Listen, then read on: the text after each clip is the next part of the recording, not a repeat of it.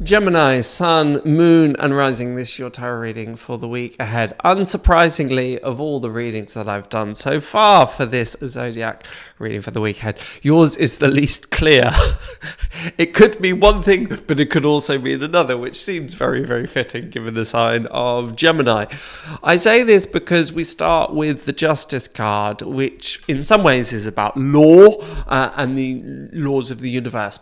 Now, part of my confusion around this is it's either asking, are we being too much of a stickler for the rules and regulations of things? Are we being a bit nitpicky with others?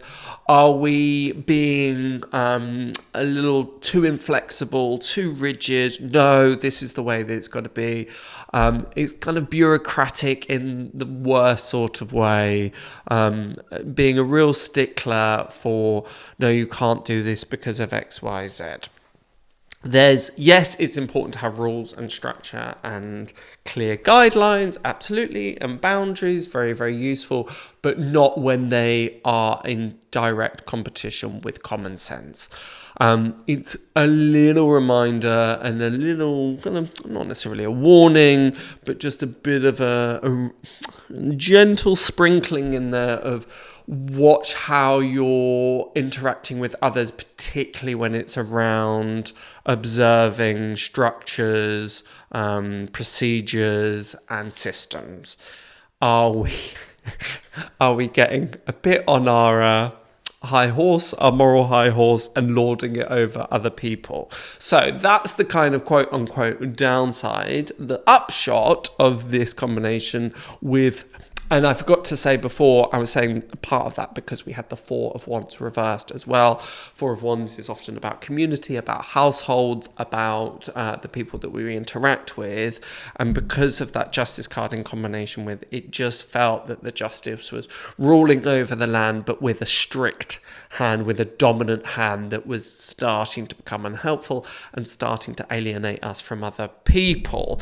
This is particularly important if you are in a position of authority, or you're the head of a household, or you hold any sort of power. It's how we enacting that power. It could just get a little overzealous. That's a good word. It could potentially get a little overzealous. Now, that's the kind of, you'll have to decide, are you in that camp? And I'm sure everyone's going, no, I'm not in that camp. That's got nothing to do with me. Just take a beat. But the positive aspect is that you could be using structures, orders, the laws of things, and I don't mean laws as in criminal laws particularly, but just the guidelines to things, and you're using that in a very empowered way to overcome barriers that would otherwise stand in your way. So there is some ingenious thinking here, but not in the way of the magician, in the way of the Justice card. So it's using what is already implemented in a clever way. This is what it seems to indicate.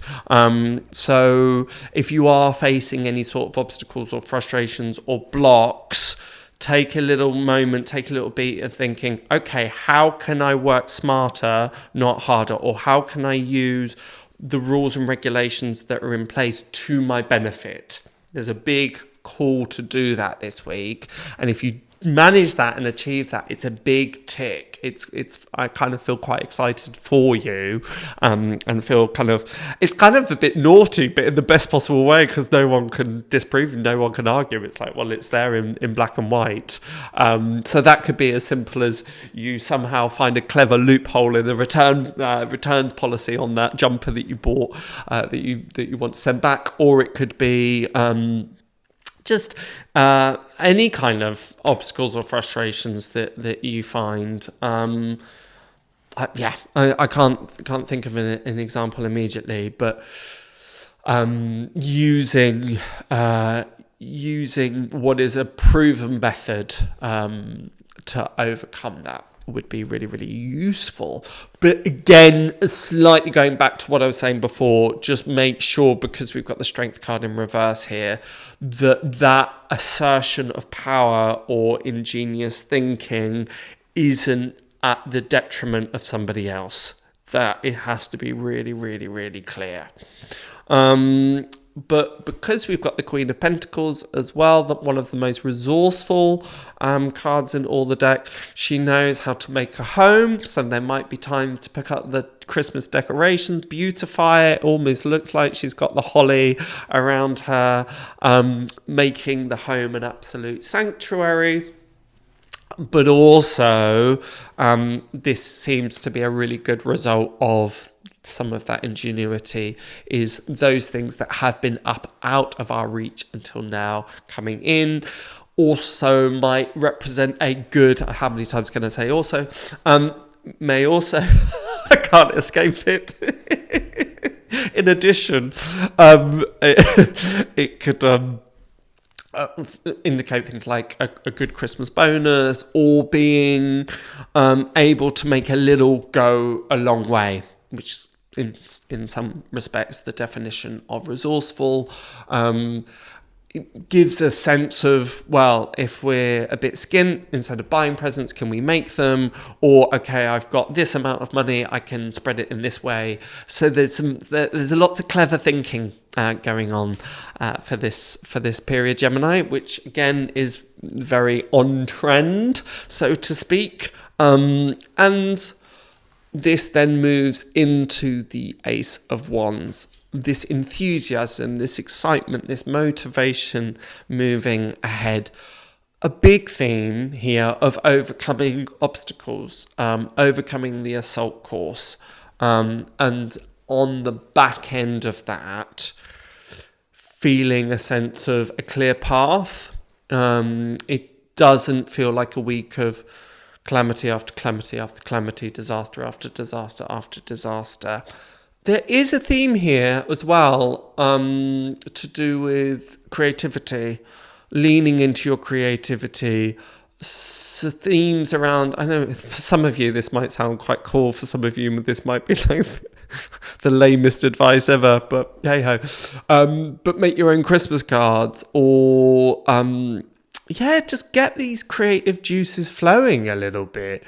Not so much as like start a magnus opus of a huge painting necessarily. Feel free if that excites you, but much more in a, sounds a bit like a dirty word, but in a much more crafty kind of sense. It's enjoying. It's actually enjoying getting your hands busy, or your hand. Again, you can take that as you like, but it's so it's the impish part of me. But it could just be as much as having fun with creating and making and playing with your hands. This really is what the Ace of Wands seems to be representing. Good. I hope that helps. Short but sweet. And be sure to check out the rising and your moon readings too for a complete round reading. If you don't know your ascendant and your moon, just check the description. We put a link in there for you to find out how to do so, and then you can go and check out those pages. But until next week, have a great week and see you next time.